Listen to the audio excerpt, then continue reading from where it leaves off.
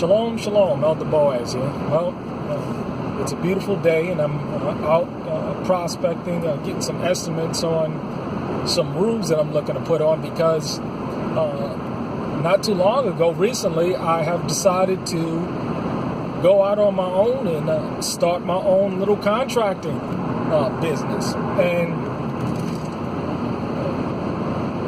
as many of you know that's been watching me for the past couple of years, I went up to a general contractor and I requested that I join this crew because, I saw the need not only in the importance of learning how to build for yourself, but also the economics behind building, which I later learned.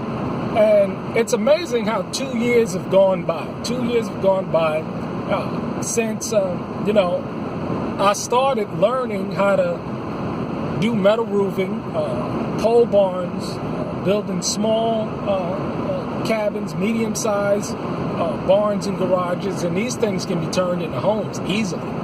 And it's been such a wonderful experience to learn. Because not only did I was able to learn how to do these things, but,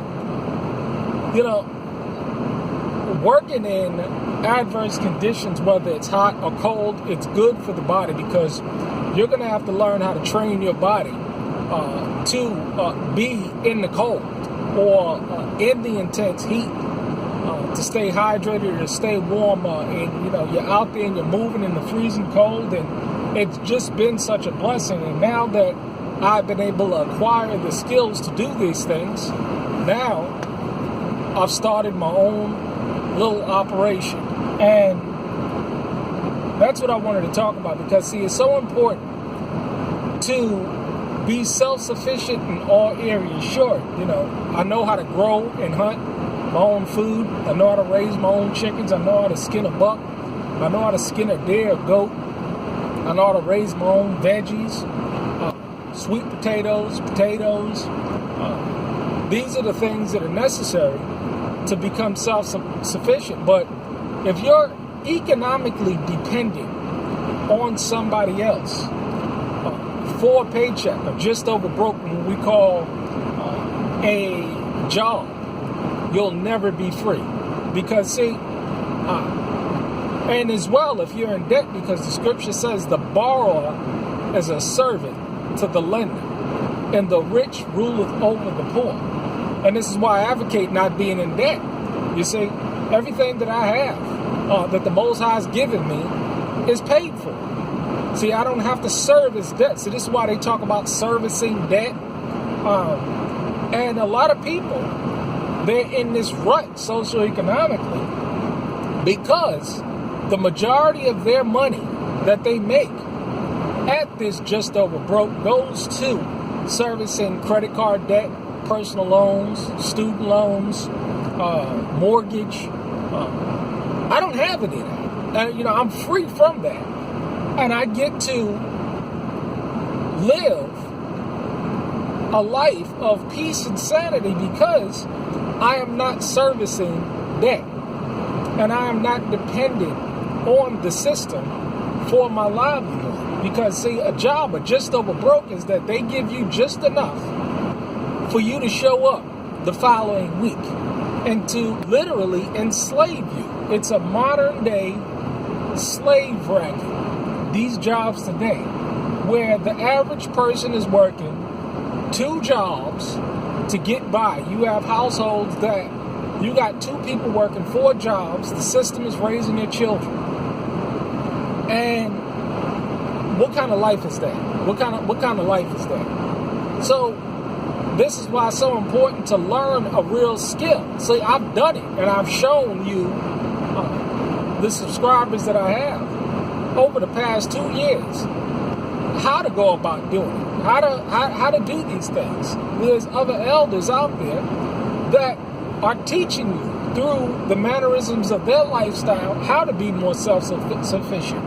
See, if a person is dependent on a job, is dependent on debt, is dependent on the system for their food, you'll never see them get up on YouTube or Facebook and advocate you doing any of these things because they haven't done it themselves.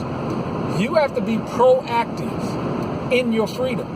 And there's so many people that are so dependent, and they love their slavery. They love being a serf.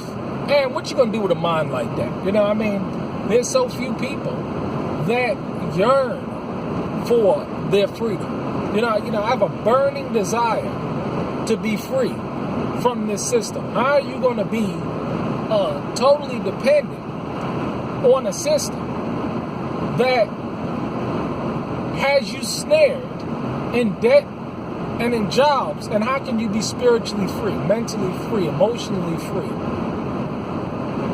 A lot of situations that I see with folk, they're stressed, and it comes down to their socioeconomic situation.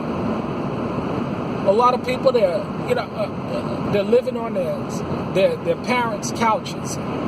They're stacked up like sardines.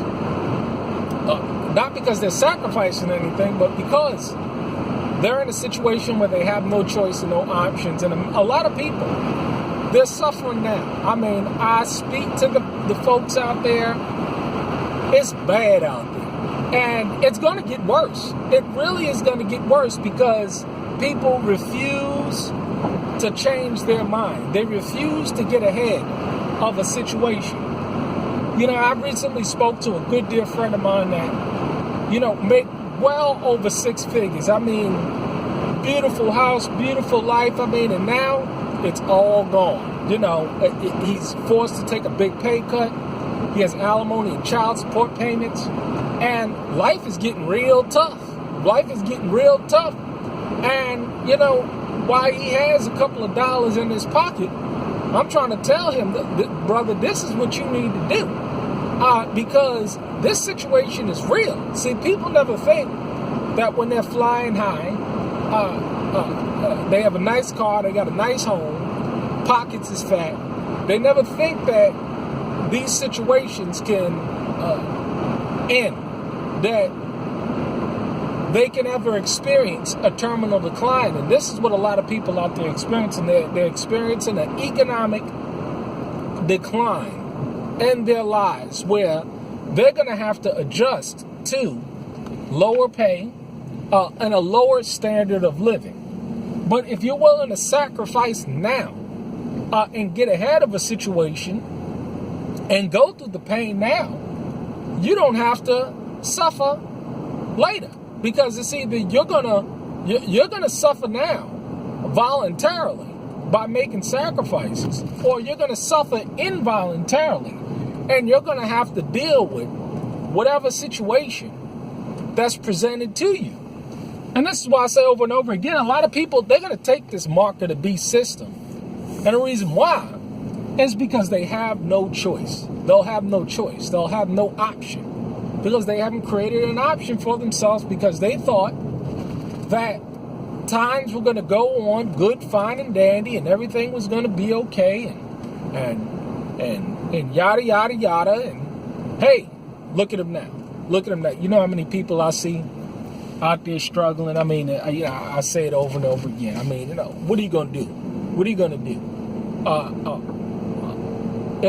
When there's a crisis in this country, where are you going to go? Do you have a place where you can go to and lay your head? Where you've developed through mutual assistance groups, people that you can rely on in a time of crisis?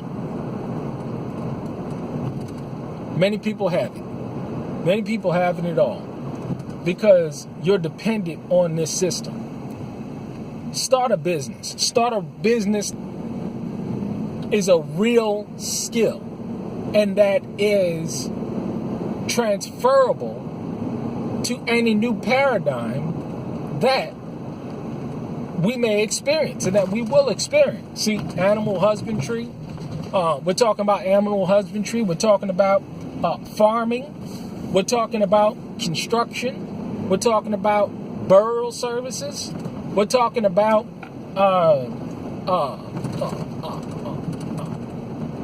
what else we got? Anything real, anything dealing with a real skill, financial management, estate planning, All of these are real skills that are collapse proof, that are recession proof, that I don't care what the state of the economy is, somebody's always going to need their roof fixed. Somebody's always going to need a plumbing problem fixed. Someone's always going to need food. Somebody always dying. Hey, man, you know what I mean? That business never goes out of business. Learn a real skill. Open up a real business that is generational in nature. If you're going to be wise, you're going to have to listen to wise people that are doing real things and that's able to show you how to do things. Get out of this slave mentality.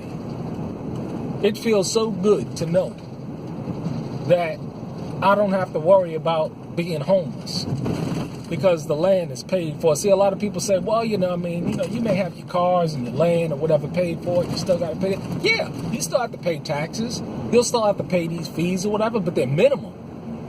As opposed to, paying a mortgage and a note for 30 years, or financing a car for 10 years, or financing a home for 10, 15, 20, 30 years. It's wise to do. It's the wise thing to do.